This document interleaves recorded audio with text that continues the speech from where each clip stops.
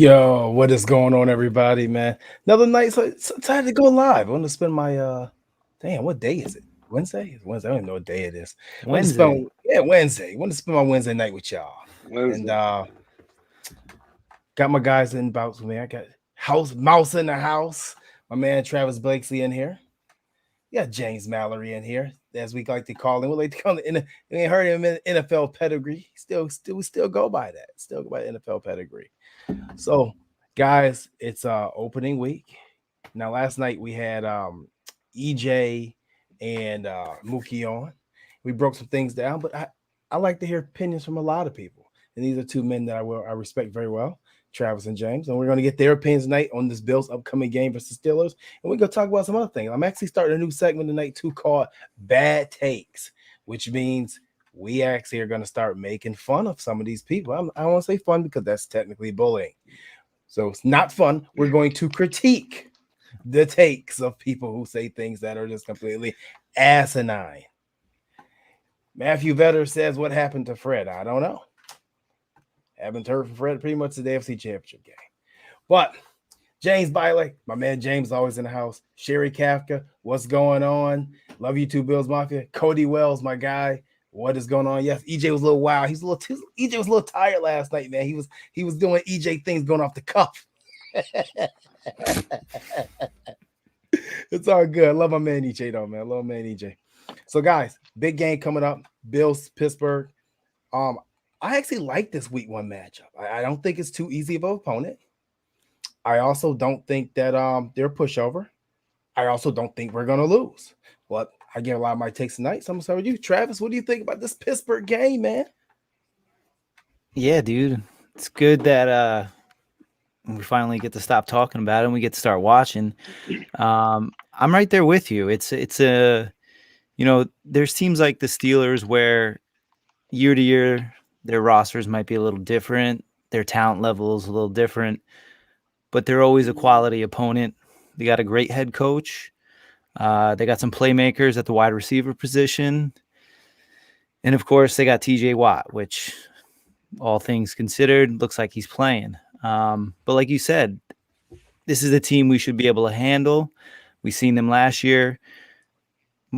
Basically, the Bills and the Steelers are pretty much the same as last year, minus plus a few players. So I expect to see a good offensive performance. It was kind of like a punt fest in the beginning. We were kind of feeling each other out last year, and then at a halftime, we seemed to really pull it together. So I'm hoping we start off on the right foot and, get up big, and let's see what that running game can do in the fourth quarter. Right. And I noticed something right there, man. Your sticker game is strong. Look at that Josh Allen You sticker like on the that, mic. right? I like that. It's like, why the sticker game is strong. I love it. James, what you got, man? You know, I think we're going to win. One thing about Pittsburgh, they're going to be coached up. Mike Tomlin, one of the best in the game, arguably the best coach in the game. A lot of people say he is the best coach in the game. Never a losing season. I mean, that's amazing. So he's going to have his boy prepared, well prepared. Ben Roethlisberger, he's not what he once was, but obviously he's one of the better quarterbacks in the league. He's, a veteran. So you have to always respect that experience. On defense, obviously they got Watt. I think it's going to hurt losing Bud Dupree. That's one thing that people aren't talking about enough. I think it's really going to hurt losing him.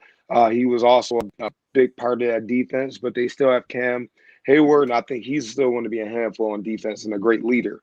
So I'm looking to see if the Bills are going to come out explosive, just come out and just jump right on them. I'm expecting for them to really come out aggressive and put points up and kind of put it to bed early. Hopefully, that's what I want to see this offense just really get after it and kind of pick up where they left off in last season and get things rolling and set the tone. Right. By the way, if you're in the chat, I just want to see where everybody's tuning in from. So when the chat, won't just put what city you're from and where you're tuning in from, and I'll start announcing some cities. Maybe we'll give a little prize away. Actually, no, I can't give a prize. We actually at 9:40. In 10 minutes, I'm gonna announce the winner of the Aaron Williams Mafia Homecoming Party giveaway. that we had going. We were giving away 2 tickets. Now, if you guys have been watching anything on Code for anything about us, you know that this party has been coming up, and I didn't want anybody to miss it. There is still time to buy tickets, and guess what? It's like 5 hours open bar. And anything I know anything about Bill's Mafia, you love to drink. Like I told you last night, don't come in there thinking you'll get some top shelf or a Ciroc and Grey Goose and stuff for you. Ain't gonna do that now. It's gonna be let's be realistic now, Buffalo. All right. But if you guys did not know, Aaron Williams actually announced on his Twitter today. It's probably why there was a big jump in sales again today. But yeah, it's gonna be at Soho, Buffalo, Friday night, 5 to 10 p.m. It's sponsored by Codes, Soho, the Bills Mafia base, a Wonder Woman that we actually got to meet at the Jordan Poyer documentary release. Buffalo AF, and AF means very bad words. I'm not going to say I'm on there. Colt from Report House and Buff on Whack. So make sure you guys are getting there and having a good time. It was a great time last year. Matthew Vetter actually asked a question in the chat. He said, "Are we in Hammerlot Sunday?" I'm not setting up, but I will be walking around Hammerlot. So anybody with me, we will be in Hammerlot, hanging out. You know, we love you guys, and yeah, we're gonna go to the game. They're actually telling us to get into the game early this year. You guys hear that? They say, hey, because the Bills are short staffed too, like a lot of other places. Did you guys hear that? Yeah. Crazy, 11, right? Yeah, they're saying 11. I think they don't even usually do the Pinto catcher, and I could be wrong. The Pinto catcher muster 11:30, 12. Yeah. So I mean, I don't know. James Bilek says Natty Daddy Shelf. Natural ice. No, we have some good sponsors. Resurgence Beer is actually a sponsor of this party, so they're going to be giving we're going to be giving that their beer away this time. And we got some from Labatt too. Matthew Vetter says, right on, you guys are good people. We got a table. That's right. Sure to make Bills, Ricks and Raffles, Ron Pilot, and the guys are going to be there as well for the vendor. I'm sorry I left you guys out, but it's going to be a great time. You guys are not going to miss this. We're selling tickets left and right still, but they're still available. And don't forget, I talked to Jeremy Kelly of the Bills, I think yesterday. They're having an event tomorrow night, which I will be at 500 Pearl from 6 to 10 p.m. with Thurman Thomas and Daryl Talley to raise money for, I think, Oshai charity, Child Children charity. So make sure you guys check that out. So let's see who we got repping in the chat tonight. We got Chase D. John from Charleston, South Carolina. I saw somebody here. Let's see. We got all damn babies. You got Texas in the house, huh? Okay. Texas is in the house. Who's from Texas? We got Cody Wells. Cody's from San Diego. Early. What time is it? 6:52 there. I need the West Coast time to pack tonight. Early Waller, yeah, clean Texas. Oh, we got Clayton Garrett. Clayton Garrett's tuning in, man. CFR is always on the move. Yes, we are. And speaking on the move, I actually want to talk about a little bit about this Jordan Poyer documentary that me and Travis got to 10. Now, we didn't get any pictures because we totally forgot because we're idiots, but that's okay. We were definitely there. We got Joseph from Orlando, Florida. Sean is from Hornell, New York. And the last one I know announces we got Justin from Sparta, New Jersey. And we got Fort Knox, Kentucky. I can't talk tonight. I'm so excited. Everything's coming on. But yeah, we're going to talk about this Jordan Poyer event. He had a pretty cool documentary release that we went to the other night. And when that thing comes out for people to watch, make sure you watch it. A lot of positive things. I got my Jordan Poyer hat on tonight. If you guys wonder what this hat is, it's not my normal red Bills hat. This is Jordan Poyer's design hat. And to prove that we're at the event, we actually got this, and I didn't open mine. I think you still got yours too, Travis. A pretty cool bag. This is popcorn they gave us to watch in the premiere. You know, look, Jordan Poyer got his own popcorn out there, man. He's doing his thing. Shout out to Diver Montez, Pat Matthews, and the Avalon crew for putting that together, man. Dope event, dope documentary. When it comes out, you guys are not going to miss it. But I want to get back to this game. And because Pittsburgh's offensive line is in shambles, it's literally in shambles. And Travis, I want to let you touch on that in a minute about who they got playing and how many starters are out. I don't even know how many linemen from their starting 5 last year is even returning at this point, if any. They're going to pass the ball a lot, I think. I mean, I think they want to use Najee Harris, but I think they're going to have to pass the ball a lot. Well, what do you have on their offensive line, Trav? Well, their starting left tackle is a mid-round rookie. Their starting center is a mid-round rookie. And their right tackle, who's starting next week, is their backup, and he's on a Bobby level, let's say. Bobby who? I went, you know Bobby Bobby Bad, Bobby who is Bobby Bad? Bobby Hart, Okay. who's on a roster now. He made the Bobby's cooking. squad. But yeah, I went back and Uh-oh. Soon as he started talking about Bobby Hart, bad things started happening. See? See? Everything started going crazy. Started talking about Bobby Hart. The screen he's started shutting down the everything. stream. Shutting down. Yeah, but I rewatched their preseason games, and the blocking wasn't terrible. I thought their run blocking was decent. Obviously, a lot of that has to do with Najee Harris's talent, but a lot of penalties, holding, pre-snap. So them coming into Orchard Park, Mafia going crazy, expect a handful of false starts, possibly delay of games, and some forced timeouts because of that. It's going to be lit for sure. Hell, we were able to cause a false start in a game with like 15,000 fans. Yeah. Hey, if you're going into the game, put in the chat if you're going. I want to know how many people are watching are actually going to this game. I know I'll be there. I'll be in attendance this week. Just put it in there and say if you're going or not. James, because we know that Pittsburgh probably may have a hard time running the ball, and Buffalo's going to come out. I think they're going to come out scoring. They're going to score often and early. That's going to put pressure on the Bills secondary a little bit because we know this. We know Pittsburgh's going to throw this ball about 40 times this game. I feel. Levi Wallace. There's been a lot of discussion all offseason about Levi Wallace, and I know me and you, we on the same team here with Levi. What is it with Levi, and how much confidence do you have with Levi going into this game, knowing that hey, Deontay Johnson, Juju, Claypool's gonna be on the side? You cool with Levi?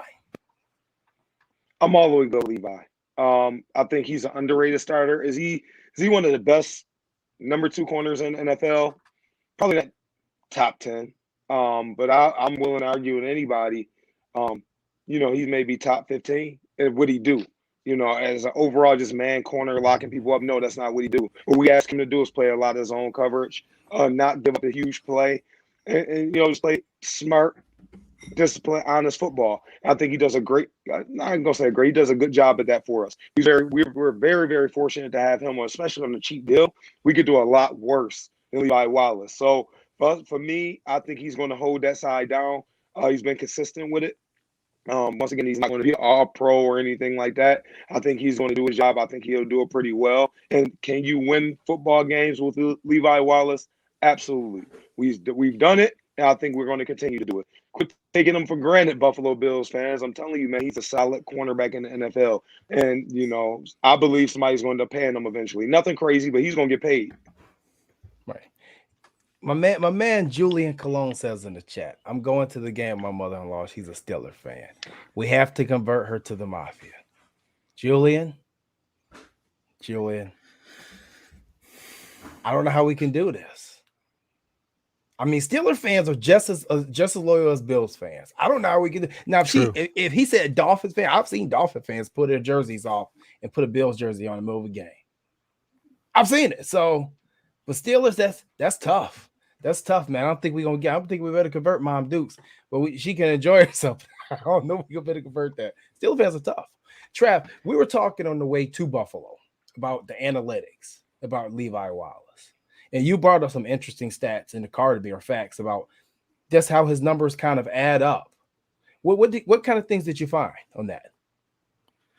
Well, without pulling it up at this very, being able to pull it up right now, just to kind of hit on it, if you look at a lot of his grades, especially comparing them to cornerback 2, he's in the top of the league, per snap base. He's in the top of the league in most statistics as cornerback 2. And just to bring it up specifically against the Steelers last year, the man held Chase Claypool and Deontay Johnson to 0 catches.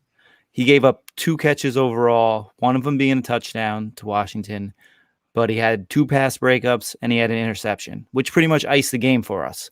Levi Wallace is certainly not a fan favorite, But let's be honest, a lot of fans aren't following CB2 around. You know, a lot of fans aren't breaking down the film. A lot of fans don't know what he's being asked to do. They don't understand that. And when you have a guy like Trey White on one side, I don't care who's on the other side, he's getting targeted.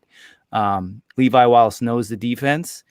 He has scratched and clawed his way at every level. If you go back and read about this guy or understand his story, walk on to Alabama. I mean, this guy has been told he's not good enough every step of the way, and he's proved everybody wrong. And I like his swagger now. You see him in interviews, and he acts like the man. He's bossing Poyer and Hyde around a bit.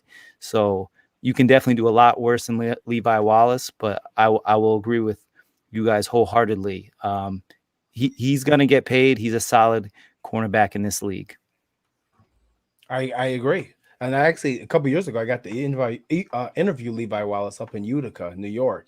And he's such a humble kid. He's actually he's very talented. He's very talented in music as well, which is normally a signification of very high IQ, which translates to the football field. And actually, he said when his father died, he was actually ready to quit. No, not his father, his best friend, I believe. And I think his father died as well. He's ready to quit football altogether. So he didn't do that. And I think that's where he was number 39. I forgot if he was number 39 for his father or his best friend. It may have been his best friend, though, that passed away. But yeah, I think I agree with you guys. I think you could do a lot worse than Levi Wallace. I don't think he gets enough credit for how steady he is. I can't sit here and say how many games we have lost with Levi Wallace at corner. Yeah, you're not going to sit here and say that he's Trey White, but to pay that type of money to two cornerbacks, like for instance, Miami, they're probably going to get 10 wins this year for that type of money that you have invested at two cornerbacks. Cornerbacks don't win you games. They never have, and they really never will. Just saying that's the way it's been. Now you can go through the list of great corners. Champ Bailey, I don't think doesn't have a ring. Eric Allen doesn't have a ring. Aeneas Williams, he may have got one with the Rams, but if he did, it was at safety, and it was not at cornerback. So you can go through the list of cornerbacks through the years who don't have rings. They don't win your Super Bowls. They help, but they don't win your Super Bowls. You know what you're gonna get from Levi. You know what you're not gonna get from Levi. That's good enough for me. That means he's consistent in what he does and what he doesn't. It's coachable.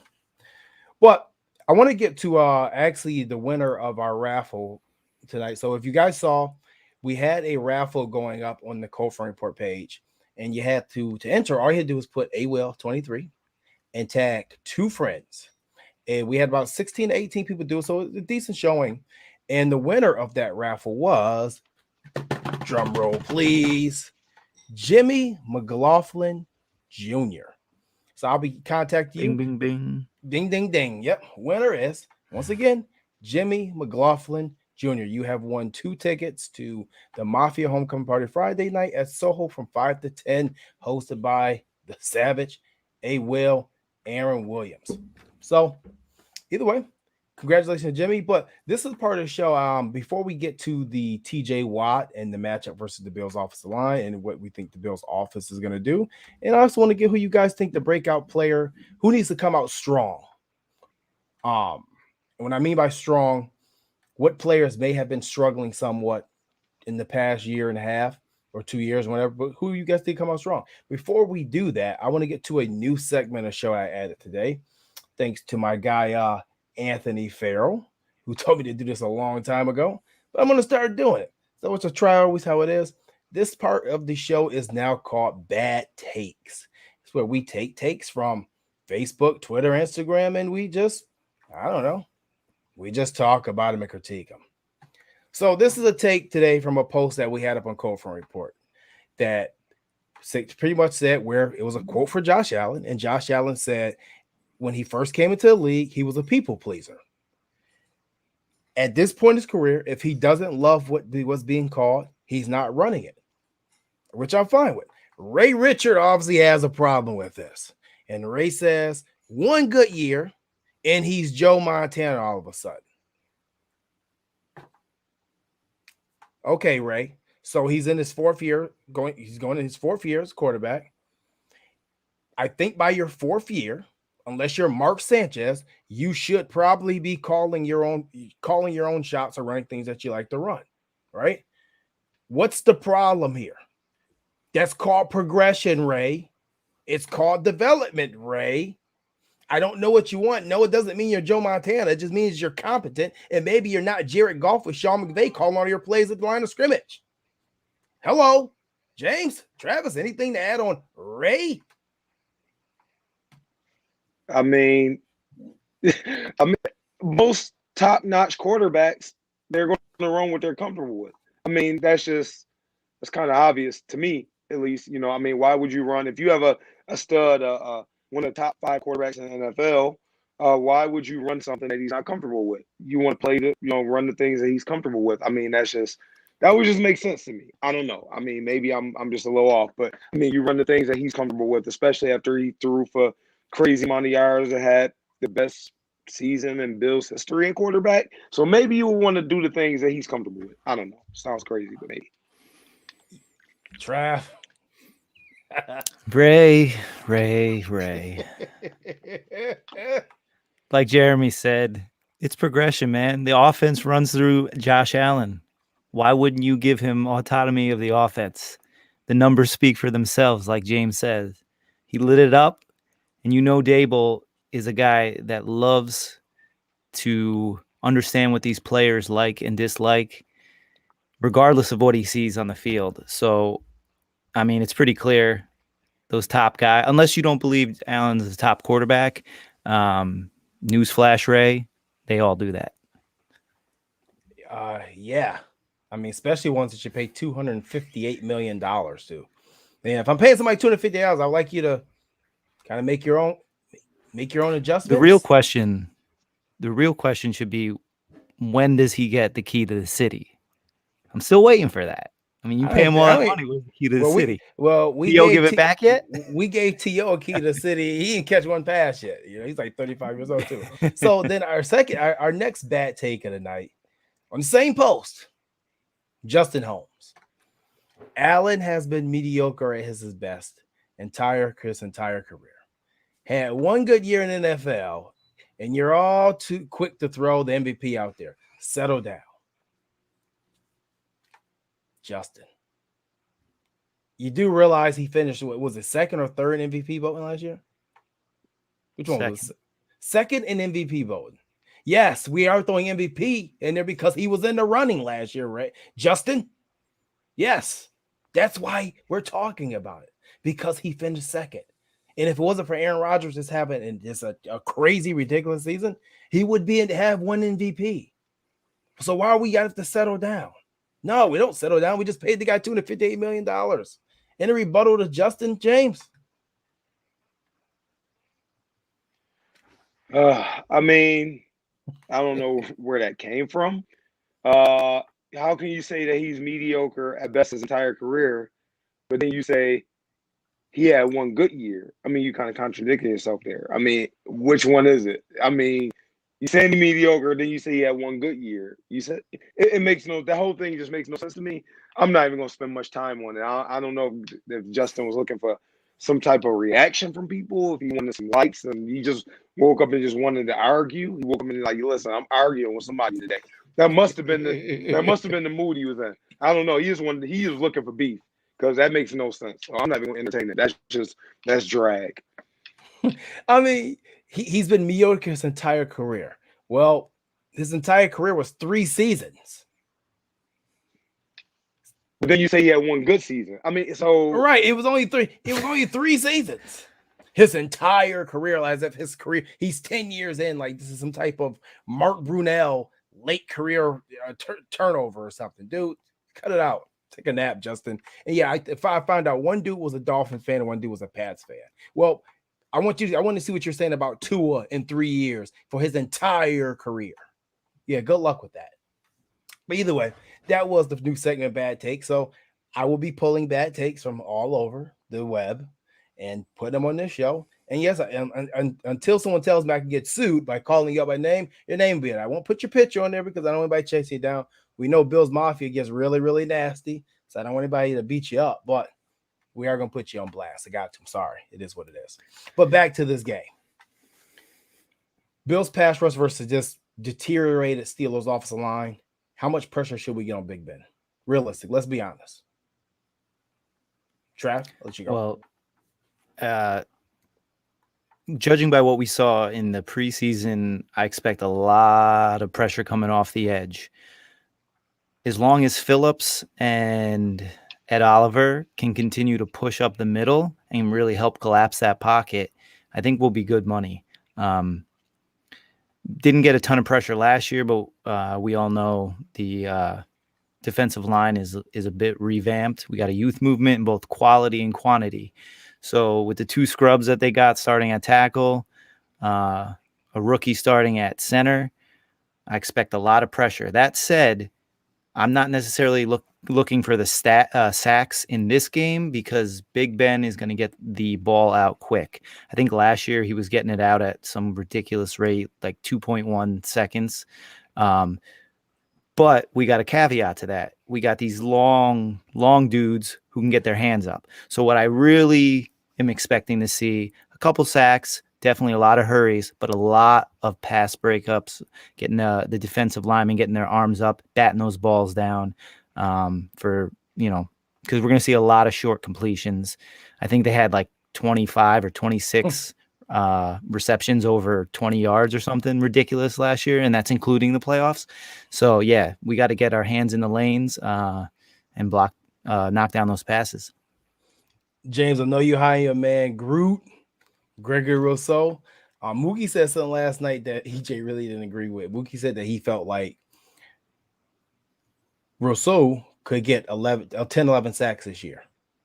He thought he'd have anywhere from 8.5 to 11 sacks this season, even within the rotation. What do you think your boy Groot does in this game, and does he get off to a fast start?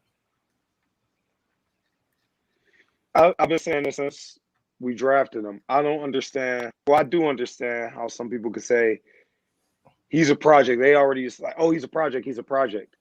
I mean, technically, every first round pick is a project because 55% of them actually bust. So,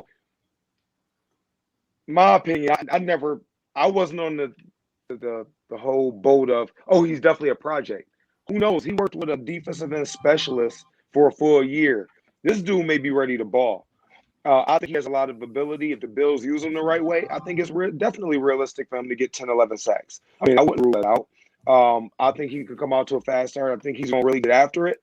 I think what they're going to do is they're going to really use him in pass rush situations. So he's going to be really, really fresh. He's young.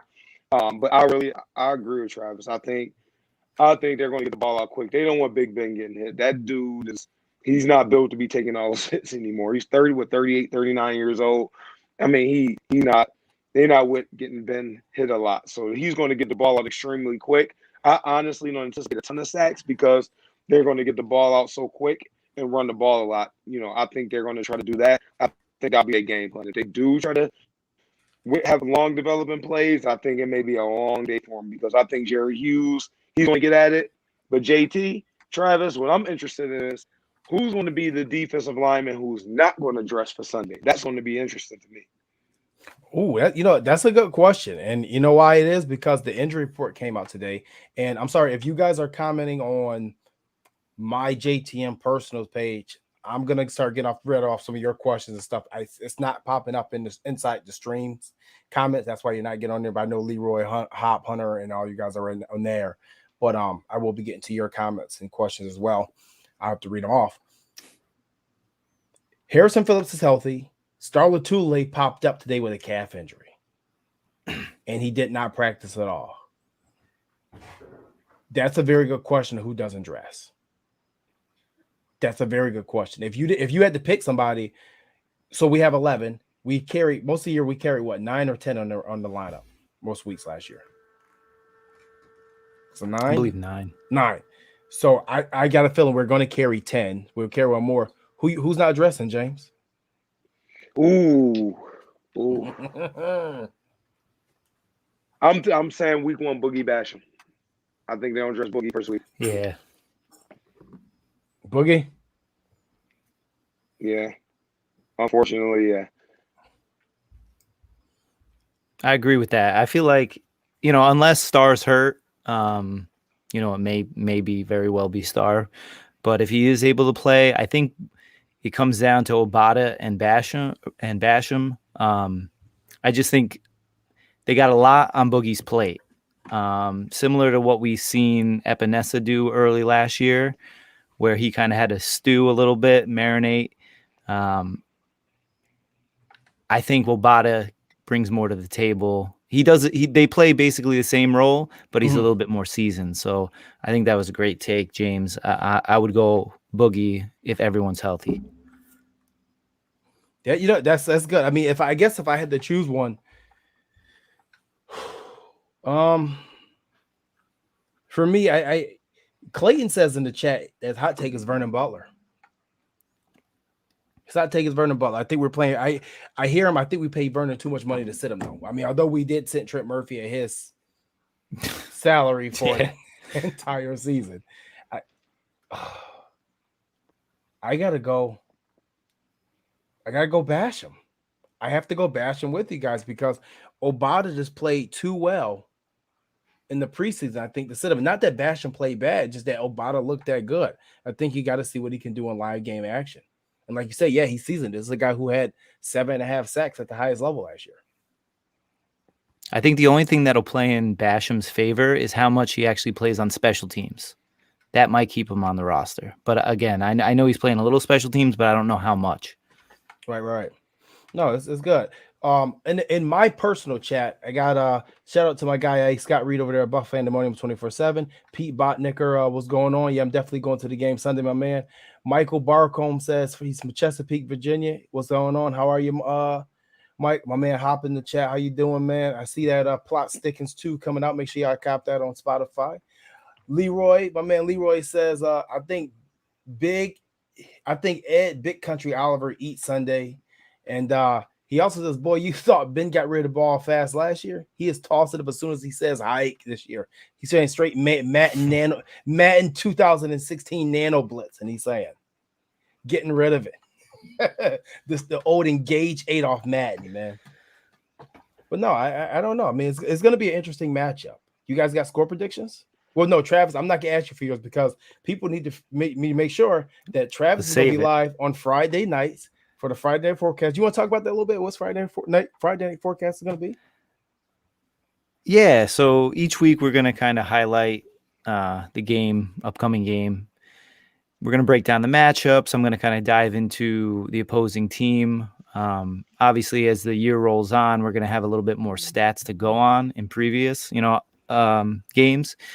So I'll break down the other team for those who don't have the time or the means to really look at the matchups from the other team. And we're going to do some forecasting, whether it's stats, obviously game predictions, and we like to get the fans involved. So, be live like you guys are tonight in the comments, and you can drop your takes. So tune in. We usually start around 8:30. I know the Mafia party's this Friday, so viewership is going to be a little tough. It's okay. I understand. You guys do your thing. No problem. Yeah, I wish he was there, man. But you got work calls. I get it. We just took a trip this weekend. James, score prediction, man. What you got? What do you think the score's gonna be? I'm gonna go 31-14 Buffalo. I think they're gonna come out.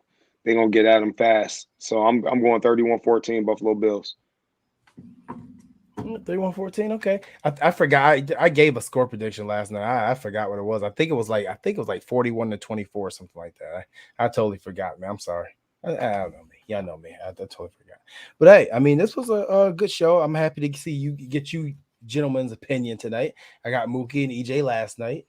Now I got you guys. I mean, like I said, we have so many good analysts at Cold Report right now. I can't even use everybody at the same time. Everybody got to have their own show because everybody's so damn good. But hey, Cody, hey, you know what? Speaking in the chat, Cody Wells said he will be there for your stream Friday. So you got one guaranteed viewer right there, man. San Diego. We just need Joe. Oh, Joe. Jumping Joe. Yeah. Jumping Joe Source. Yeah. Haven't seen Joe again, man. We got to get back to Joe been busy, man. His ladies love her Joe. But yeah, no, guys, thanks for tuning in tonight. And asking my guy Spoons, Daniel Robertson says, what's up? Daniel has a non-profit, I believe, in Buffalo called Breaking Barriers. And actually, I'm here this weekend. I'd love to link up with him and learn more about it and see how we can get them involved with Cold Front too. So hey guys, great show. My guys, James, Travis, thanks for coming on. As you guys do not forget, Friday night, I'm going to say it again. I'm going to say it again, and I'm going to say it again. At Soho, Buffalo, from 5 to 10 p.m., 5-hour open bar. You're not getting Ciroc for free. Raffles, door prize vendors. There's so many prizes. I believe we got so many jerseys, so many helmets. We got so many vendors like Sporty McBill's, Mafia Babes, Buffalo and Weck, Buffalo AF. It's going to be a lot of people. They're tie-dyes. And it's all hosted by our special guest, Aaron Williams. He's going to be in the building. He's arriving Friday. So he hadn't been back. He put a video up on Twitter, I believe, today. So, hey, make sure you guys come out, have a good time, party with the Mafia. But until then, let's be safe. Remember, it's not personal. It's just bills. Catch you guys later. Thanks for tuning in. Once again, peace.